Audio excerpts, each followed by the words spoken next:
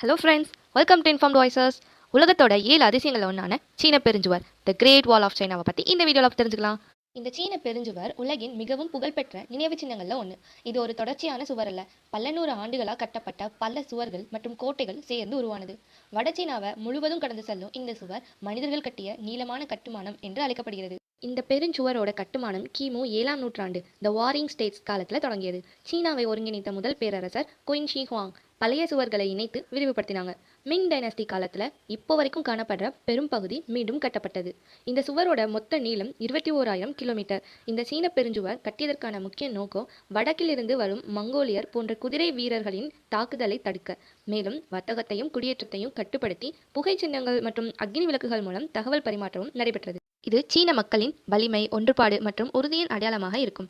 இதை 1987 யுனெஸ்கோ உலக பாரம்பரிய கழகமாக அறிவிக்கப்பட்டிருக்கு. இந்த சீன பெருஞ்சுவர் கட்ட மில்லியன் கணக்கான மக்கள் உழைச்சிருக்காங்க. பலர் உயிரிழந்திருக்காங்க. மலைகள், பாலைவனங்கள், சமவெளிகள் வழியாக போகிறது.